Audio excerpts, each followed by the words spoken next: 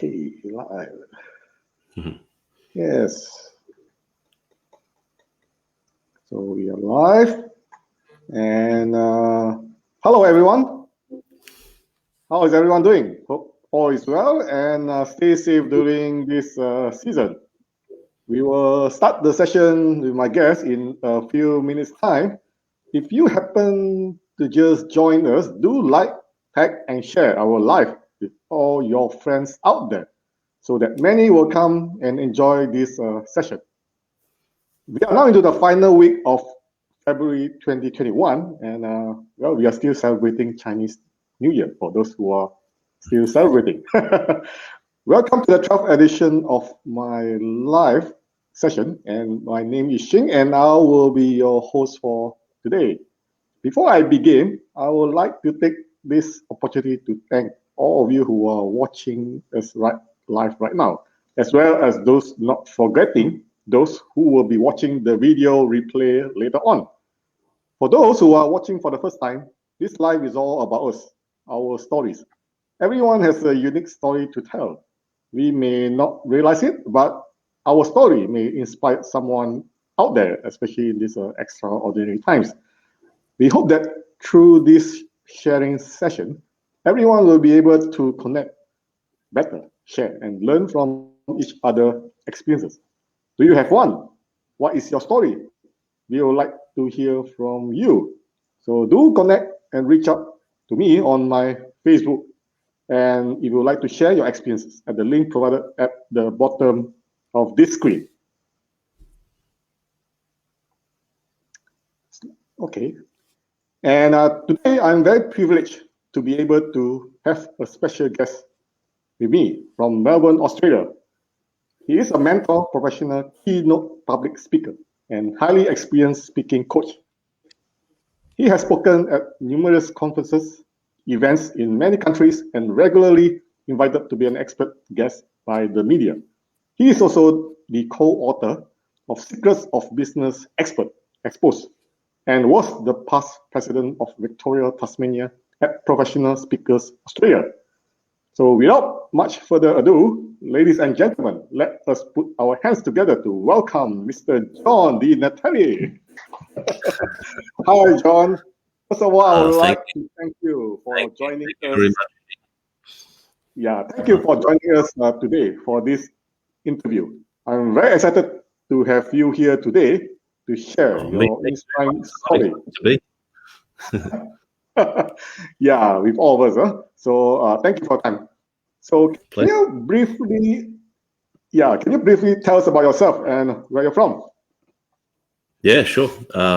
So, well, where do I begin? I've been around quite a little while now, so you know it's a long story. But I was I was as I always say, I was born at a very young age. Yeah, in Melbourne, Australia, and grew up on a little farm outside of Melbourne, and spent my childhood and early years there in that environment, going to school and going to uni. And then since then, I've had quite a long career over 25 plus, almost 30 years plus now, in all sorts of interesting areas around business growth, wealth creation, and then I've also run a parallel kind of life in many ways around speaking and emceeing and teaching and training. So they've been the main parts of my life so far. Still based here in Melbourne, and really privileged, I guess, to work with people all around the world, which is very exciting. Well, so basically, you have been in Australia most of your time and all your life, right? Yeah. Australian born and bred. I have Italian background. My parents migrated here from Italy after the Second World War. But yeah, I was fortunate to be born here, and it's a wonderful place to be, obviously, and very, very happy to still call this country home. But I've also had the privilege of being able to travel quite a lot for my work. And so I've got to see quite a lot of the world over the last sort of 20 years as well. Wow. Can you share with us about your career journey, and how do you get to where you are today? It's been a long and twisted path in many ways. Look, as I said, I've always kind of had two parallel careers going at the same time, virtually all my life. So when I left university, I didn't want to go and become a research sociologist, which was kind of the logical path for me. And I wanted to work in radio. I wanted to be a radio announcer. So I went off and got myself a job in radio, and I worked as a DJ around Australia for a few years. And that led me into other speaking work. I've emceed thousands of events, conferences and private events and all sorts of things over the years. And at the same time, I've always had an interest in business. So, my parents were quite entrepreneurial, and they left the farm and went into business. And I guess I learnt a lot from watching them and watching the people around me. And I wanted to learn more about business. And I ended up working in consulting organizations, so helping business owners to grow their business using a whole range of tools. I spent some time in franchising and distribution strategy, a lot of time in training and development, a lot of time in HR and people. So all of the elements that are about growing a business, I've spent a lot of time in that space as well. So they've been the two parallel things. And interestingly, they've kind of merged now in many ways. So most of the work I do around speaking and personal brand development is with business owners, and so it's still about building a brand and building a business. That's been the theme all the way through. Wow, amazing! You're basically quite an all-rounder, right? Basically, wealth of experience. I've done a little bit along the way. Yes, absolutely. Do you have someone that you always look up to as a mentor? Oh, I've been fortunate, Xing, in many ways to work with people and be surrounded by people who I look up to. I mean, you mentioned Professional Speakers Australia at the beginning, and I was fortunate to be the president of that last year. And you get to mingle with all of the professional speakers and high level consultants in the country and around the world. So there's always someone to look up to. There are always people doing amazing work. And so it's not hard for me to find people to sort of aspire to be more like or to learn from. We're surrounded by them. So I've probably not been a massive fan of one person. I've always kind of tried to take, and share the best that I can with the people around me at a particular time who are doing interesting things. So many of my friends and colleagues are doing amazing stuff. They're writing books, they're speaking, they're helping people, they're changing people's lives, they're doing all sorts of amazing things. So it's never hard to find people to be inspired by. Wow. So basically, you mentioned that there is no one specific person, but well, look, there've been a few. I mean, look, there's some very high-profile people over the years. I can tell you a really quick story. I had a goal about 5 or 6 years ago, to share the stage with one of the world's big speakers. So there's a speaker called John DeMartini, who's out of the US, is an expert in values and human behavior. And I said one day I'd like to share a stage with John DeMartini, and so that was one of my goals.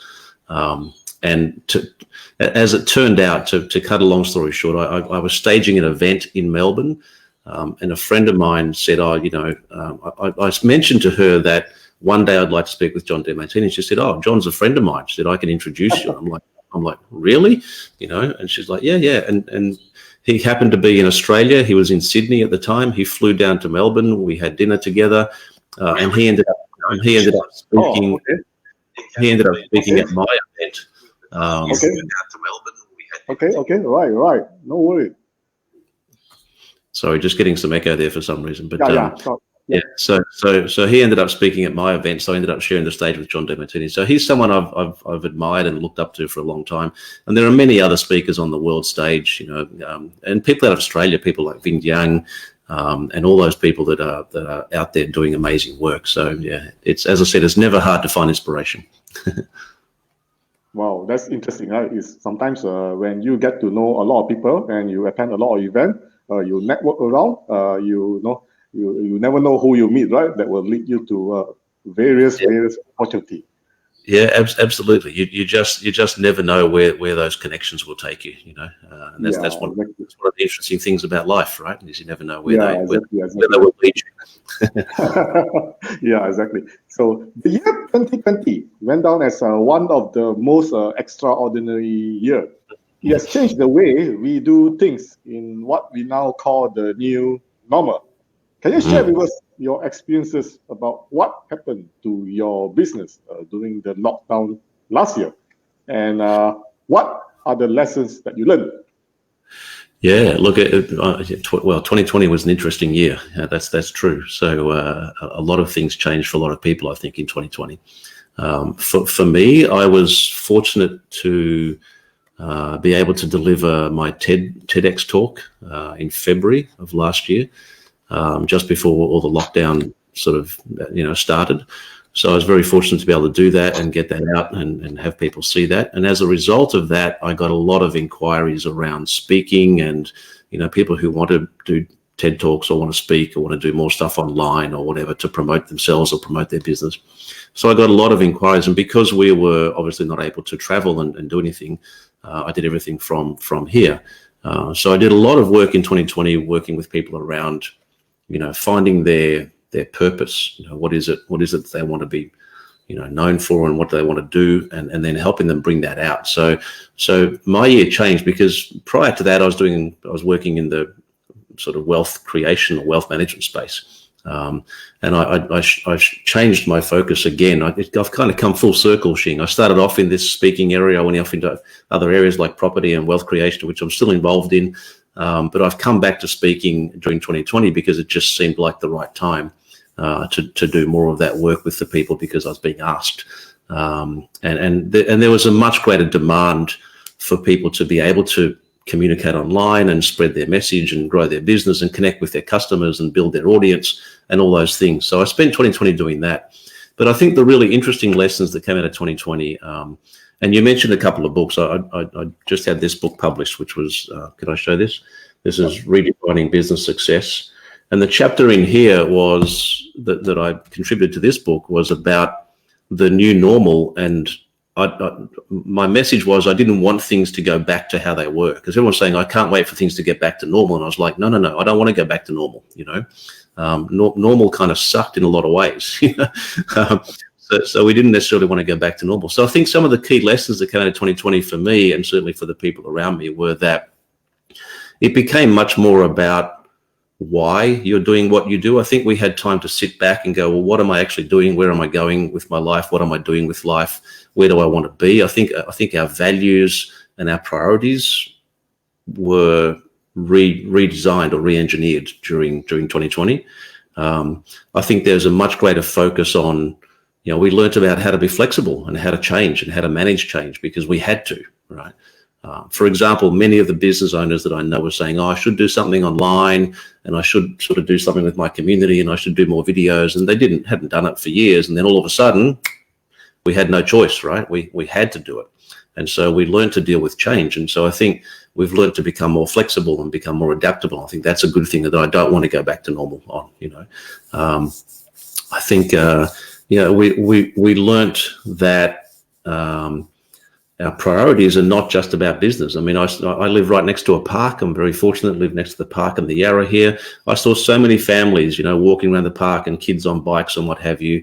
And people were just reconnecting. So I think that connection element came back into play. So again, that's something I don't want to go back to normal. So there are a lot of really valuable lessons out of 2020.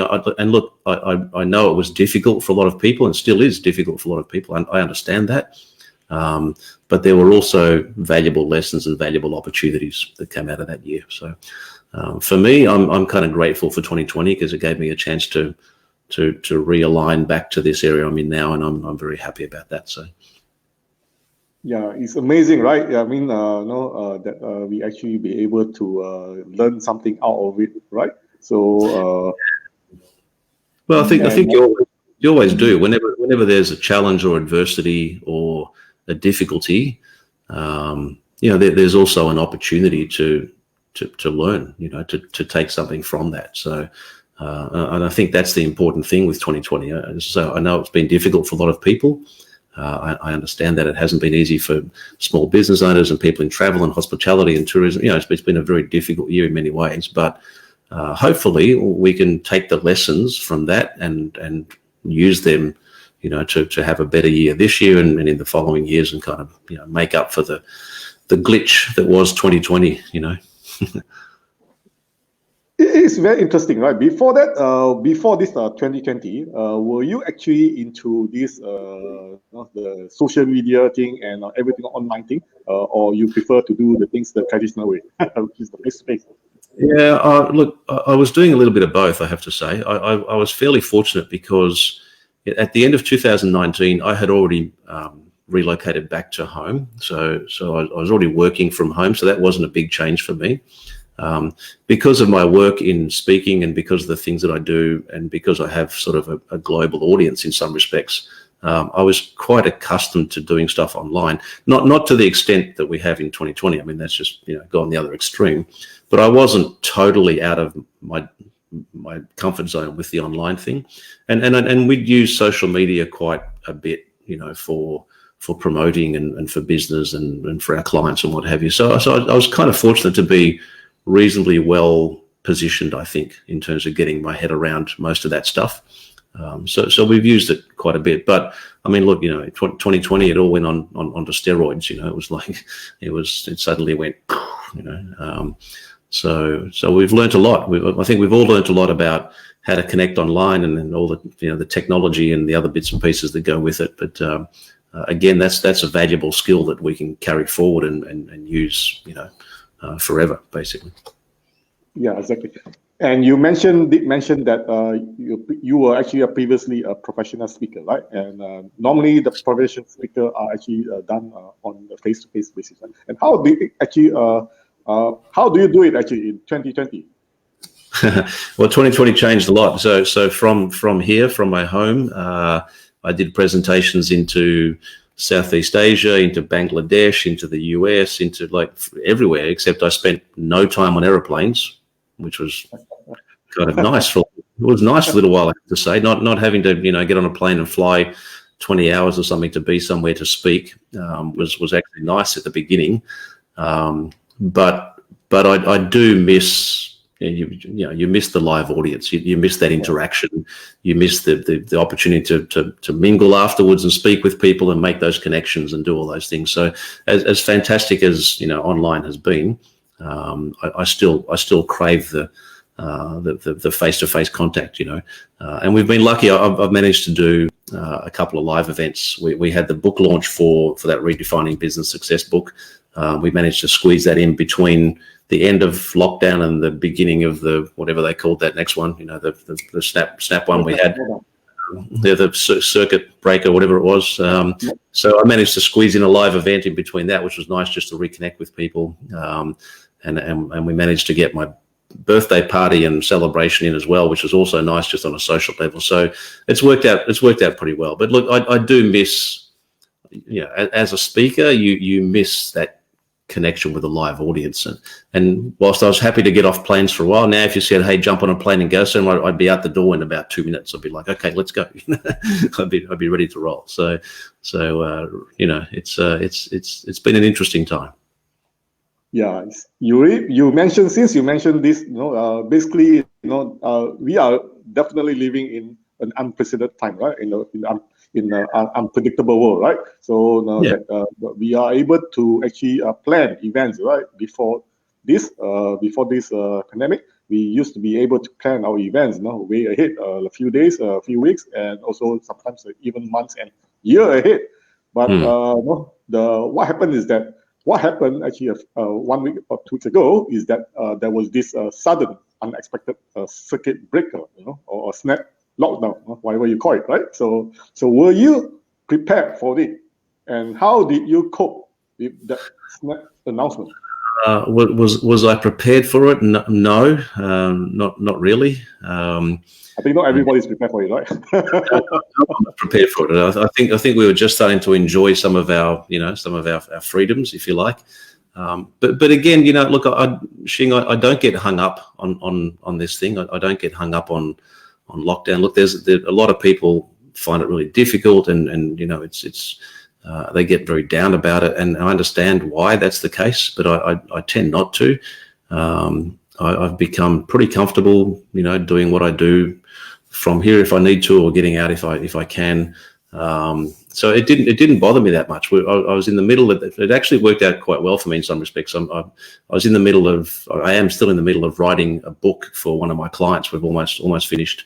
So it gave me a few days to just sit and focus and write and not have to be anywhere or do other things. So, I think you always have to try and find the opportunity, in these things. And look, it could happen again. I hope it doesn't, but it could happen again. And this could be a pattern for a while. So, hopefully people have got to a point where they're able to deal with it in their own way, and it doesn't kind of throw you off too much. Yeah, sometimes it's very interesting, right? Things may happen, but it all depends from individual to individual, right? It's a mindset, right? It's how one look at the situation, right?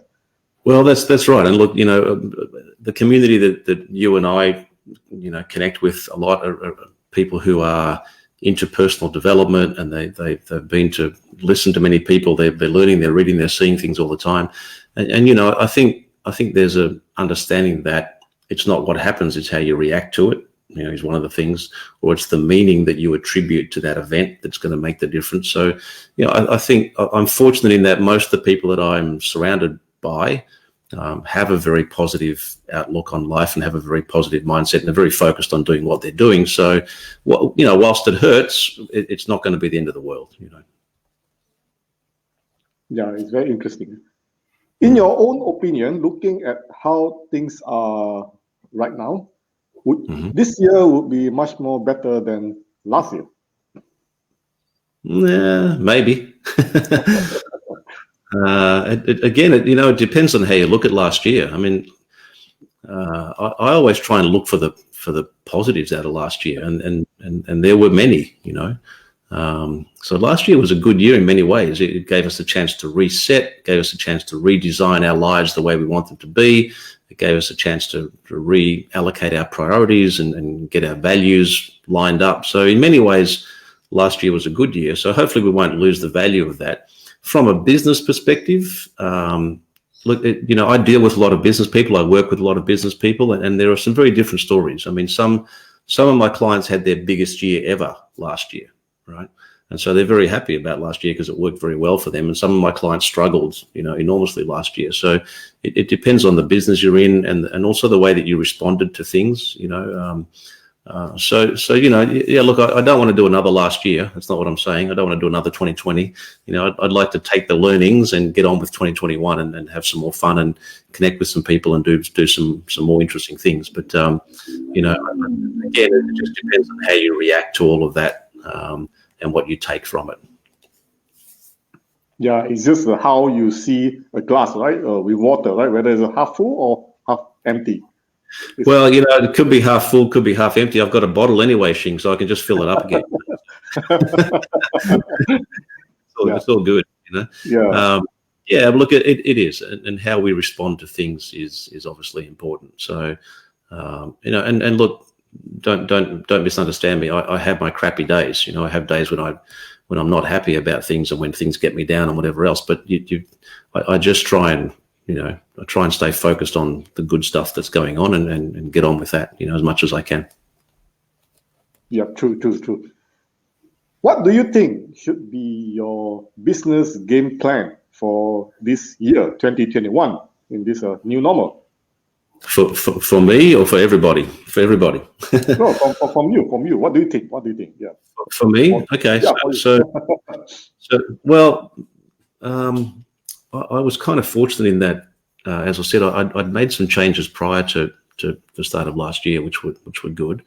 My game plan for this year, there are a couple of things that I'm working on very hard. So one is to continue to run my public speaking programs, to help people build their personal brand and build their profile and sort of get clear on what it is they want to do, and then be able to communicate that well. So that side of things I still want to continue to do. I'm mentoring a number of clients. So I work with a number of business owners, mentoring them on again, revolving around their own brand and their personal brand, but then how they use that to grow their business, and going into some of the business aspects and even some of the wealth creation aspects with some clients, depending on where they're at in the journey. So I want to continue to do that and to grow that. And I'm working on a business with Kaylee Chu, who you know. So 100 Lunches as a project has been amazing, and it's grown enormously in the last little while. So I want to continue to grow that, because that's another way for people to connect in a really authentic way, and they can jump on the 100lunches.com platform, and they can connect with people, and they can go and build their network again, and just re-engage in ways that they probably haven't had the opportunity to do before. So we want to continue to build that. So that's my year pretty much wrapped up. In amongst obviously some speaking work, in amongst family stuff, in amongst everything else that goes on in your life. So but I think that'll probably see me through this year, I reckon, those three things. Yeah, I can see that you are very, very busy, right? Because you seems to be wearing multiple hats with so many different roles, as an author, as a speaker. Have to juggle. And all this. How do we want to know, how do you actually manage your time? How do you manage your time? How much percentage of the time are allocated to doing all the different roles? Sometimes I manage my time really well, Xing, and other times I'm terrible at it. So it's a challenge, I'm lucky, and I have some good people around me who kind of keep me on track, which is good. But I've become pretty good at prioritizing the things that need to happen from a client perspective. Having said that, I still screw up. I mean, there are times when you stretch too thin and you commit to things and what have you. So it's been difficult. And last year was particularly difficult from a time management point of view, because not only were we dealing with all the change, we had to deal with different modalities of connecting with our audiences and our customers and what have you. We had to deal with all that. So in some respects, my time management last year was probably worse than it normally is. So I think, again, just narrowing the focus and getting getting priorities right is the key. But yeah, look, I don't consciously allocate this much time to this business, this much to this part of the business, or whatever. It's really driven by the clients and what needs to be done and what the priorities are in terms of the next couple of weeks or the next month, and then looking longer term. I plan out sort of quarterly segments, and that seems to work for me. So yeah. I see. So there is no basically a certain amount of time you allocated in one day, say, to do your speaking. I'm not very good at that, Xing, I have to say. Some people can sort of break down their day into half-hour blocks, and they can say, I'm going to do this here and this here and this here. I'm a little bit more kind of what's the term? Spontaneous in some respects. So I'll sometimes go off and do something else, or I'll go make something, or I'll go play guitar or play music or write a song or something. I can do other things because I need to kind of let my head work its process, and that seems to work for me. So I couldn't do one of those jobs where you have to sort of mark down 5-minute intervals of what you did all day and what have you, because that would be frightening for starters to see how much time I don't spend well during the day. But it's just not my personality, and I can't work that way. So for me, it's more about just trying to engage in the right things at the right time. And again, it's mainly driven by what's happening from a client perspective. Yeah, and so far I think it works well, right? It depends on the person as well. Seems to be most of the time it works pretty well. Yeah. Yeah. So if you could rewrite the year 2020, would you, and why? If you were to turn back in time, what do you think you can do better? I wouldn't want to be honest. I wouldn't want to. I wouldn't want to turn it back, and I wouldn't want to change it, because you remember that old movie, right? Back to the Future. Remember that? Yep. Yeah. Okay. So if you change one thing in the timeline, you just don't know what it's going to change in the future. So I think whilst every day, every week, month, year has its challenges, I don't think you want to change anything, because out of 2020 came some amazing opportunities, some fantastic connections, a refocused kind of approach for things, lots of great content, all sorts of good things came out of it. So to go back and change it for the sake of it being like 2019 and then risking the potential to miss out on all the good stuff, I wouldn't do that. I don't think I want to change anything. I'm just going to run with it, Xing, and see where it takes us. I mean, you don't have control of every day, and nor should we. So I just run with it and don't feel the need to go back and revisit it. You can spend a lot of time looking backwards. That's the other thing. I mean, you can spend a lot of time looking back, saying I should have done this or I should have done that. And again, I do that from time to time. But there's not much value in that. That's the lesson. There's not a lot of value in that. Your life is kind of created right now in this moment in terms of what you do. So that's the focus. Where am I going? What's my vision for the future? And then what am I doing right now that's going to take me in that direction? So I wouldn't want to go back and change anything. I think I'll just leave it alone for now. Yeah, maybe the only thing that we could is actually to learn from the past, right? And I think the most important thing is to learn from the past and actually to be able to get something out of it and move on and take action. Yeah, exactly. And that's always the challenge, no matter what happens today or what happens, this year or whatever. I mean, that's always the challenge. It's always been the challenge. Look, 2020 was an unusual year, but it's not the first tough year we've had. We've had plenty of other tough years for all sorts of reasons that are beyond our control. And so if we let that dictate our life and the way we live, we're going to be in trouble. All right. So I think that clarity around where am I going and why, what's my purpose, where do I want to go, and what does that look like for me? When you have that vision clear in your mind, then you're going to get bumped off track by things like 2020. But with that clear vision, you can keep the path and keep moving towards where you want to go. That's how I think about it. Yeah, amazing. You seems to have a very clear vision of what you're going to do, and seems to be a very positive mind. What actually motivates you? Actually, what motivates me? Yeah. Lots of things motivate me. My family motivates me, to do things. My children motivate me to be what's the term? To be a good role model, to model the right behaviors and do the right things in that regard.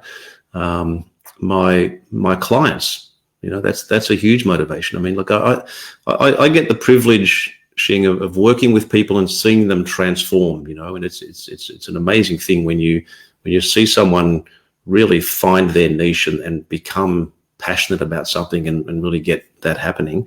That's a wonderful thing. So that motivates me, that inspires me, because I love to see people on that journey.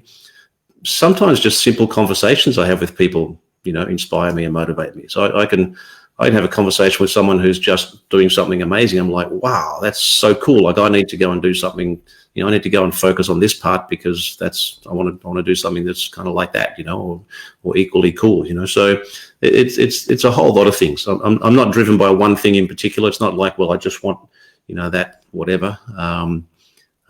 So it's all of those things. And you know what, you try and make a contribution at the end of the day. I mean, ultimately you're saying, well, what can I contribute? What can I kind of create as a legacy that will help people, into the future? So that's another thing that inspires me to try and do what I'm doing well, and help people develop to where they want to go, Yeah. So basically, from what I get is that basically you continuously learn, right? Every day, right? So you have to. I mean, things don't sit still for very long, right? So I you can't see my room here, but I've books and papers and things everywhere, and learning and reading and watching and trying to refine what I do and make it better all the time, and learning different ways to think about things and yeah. So I think you have to. I think that's what life's about. It's just continuously learning, learning and adapting. If we can get those two things right, then, or if we can do those things reasonably consistently, I think we're going to have a better life than if we don't. Yeah, you brought up a very good point. It's all about lifelong learning, right? And you learn from different people, right? Is it through the different people? Oh yeah, and I love connecting with people who are like totally unusual, like not just the same crowd all the time. Like anybody who's doing something that's out there or kind of, I love that. So for me, that's one of the things that inspires me in life, is just seeing the amazing things that people do. It's really interesting. In my last speaking program, I got to work with some people who I actually knew. Like I knew them in other contexts. I knew them from business connections and other things, etc. But when I started to listen to them talking about what they were passionate about, I was like, wow, I don't know these people at all. Like they're doing amazing things that I didn't know about. Not necessarily related to their work, but just something they're passionate about and something they're doing. And you learn that people have this amazing ability to just do awesome stuff, So yeah, I think being open to as many influences as you possibly can be is a good thing, or at least it works for me. Yeah, you learn from different people, right? Absolutely. People. Describe yourself in 3 words, and why? 3 words. I am me. There you go. I don't know. I've if I ask someone to describe me, it'd probably depend on what day it is, and how it's behaving that day. Look, I think I'm open to connection, open to learning, open to opportunity. I think I'm creative. I love to bring new things to life. I love to make things and see things kind of come to fruition. And inconsistent. There you go. I'll pick one that's not quite so flattering, So sometimes, part of my challenge has always been to make sure that I just stay on track, because there's so many other interesting things to get distracted by, right? So there you go. There's a few words. I'm not sure they're the best words, but there's a couple off the top of my head. Yeah, exactly. I think basically it's quite interesting. Huh? So what do you want to be known for? That's a good question, Jing. Great question. So that was, in fact, it's there. You can see it. Well, which way am I going? There you go. On my board at the back. I just messed up I just freaked out my camera now because I moved. So what do I want to be known for? I want to be known for the person who asks that question. That was the title of my TED talk, and I think it's a really important question. So I want to be known as the person who helps people understand what they want to be known for, that helps people get on purpose, that helps them define how they want their life to be, what they want to, how they want to be seen, how they want to see themselves, how they want the world to see them, and what they're trying to create, in terms of contribution and legacy from that. So that's what I'd like to be known for. That's become something really important to me. When I had the invitation to do the TED talk, everybody expected that I would speak on something around property or investing or business or something, and I chose not to, because I think this question is actually the foundation. It's more important than many of the other things. It's like, if you know what it is that you want to be known for, if you're clear on your vision, and if you know exactly what it is you want to do, how you want to contribute, and what legacy you want to leave, then everything else tends to fall into place. So that's why I focused on that question. So. People are asking it, which is fantastic. I would love to hear people asking the question, and I've had some amazing answers, from people, which is super inspiring in terms of what they want to be known for. So that's it. That's probably my legacy. If I can help more people answer that question and create a ripple effect where they're helping other people answer that question, then we'll have more people living on purpose. more people doing what they really want to do in life, more people contributing, more people creating valuable legacies and what have you, and that's got to be a good thing. So that would be, I'd be very happy with that. Yeah, exactly. Why do you, maybe you can share with us, why is it important that that why people it's very important to know that this question, why is it important that What drove that for me, Xing, was that all of us operate under a load of expectations, right? We're expected to do things in certain ways. If you go to school, you're expected to study and learn and pass exams and do this. If you do a course in this subject, you're expected to get this job. If you have Italian parents like mine, you're expected to be an accountant, a doctor, or a lawyer. That's pretty much it, right? If you do anything else, you've failed, right? That's not true, but you know what I mean. There's these expectations that we all operate under in terms of how we live our lives and how we make our decisions. And very rarely do we actually put those expectations out on the table and look at them and say, are these expectations serving me? Are they helping me? Or are they not? Are they actually holding me back, right? And if I put all these aside, if I take all these expectations off the table, what do I really want? And that's such a difficult question for people to answer. What do I really want is a difficult question. So I turned it around a little bit in my TED talk to go, well, it's not so much what do you really want, but what do you want to be known for? What's the thing when people say, well, that's Xing, he, ... What do you want that to be? When you look in the mirror and you go, hey, that's me, and what I do or what I am is, what is that, right? If we can get clear on that, then I think we can plan our lives better. We know where to focus. We know what our priorities are. We know what's going to be helpful and what's not going to be helpful, what we should let go of to head in that direction, So it's not a question you answer once. I think it's a question you just keep asking yourself and going, am I heading in the right direction with this? So that's why that became important to me. Yeah, it's actually can be related to your passion as well, right? Your passion and what is your objective, that you want to achieve. Yeah, and exactly. Also serve as a ice-breaking question. If you meet somebody, not a bad question, right? Yeah.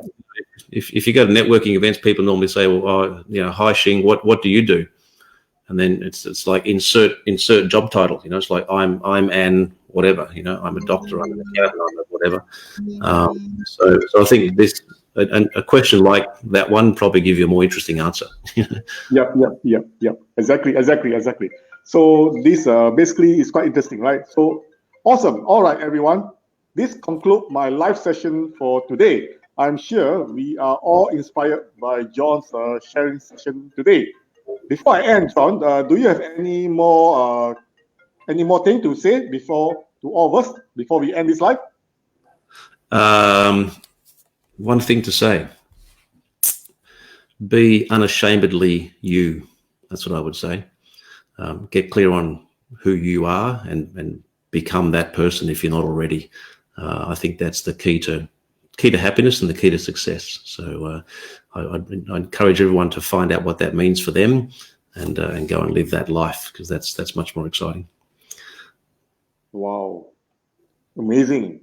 What an amazing way to sum up our live session today. So probably after this session, I think I myself also will give it thought as well, right? As to what do I want to be known for? All right, good. I look forward to you sharing your answer with me. That'd be awesome. Yeah. And once again, thank you, John, for your time and your insightful sharing session today. I would like to thank everyone for watching my live today, as well as those who will be watching the video replay later on. If you do like this live, please remember to share and let your friends know. Please follow me on my Facebook, Instagram, and also the YouTube on the address link provided at the bottom of this screen. And also don't forget to follow John as well, so that you'll be able to know when I will go live next. I will see you all in the next edition, and I would like to take this opportunity to wish you again, for those who will be celebrating Chinese New Year. And until then, have a great weekend. And thank you, everyone, for watching my live today. Right. Thank you so much. Thank you. Bye. Thanks, Shing. Bye-bye. Thank you. Bye.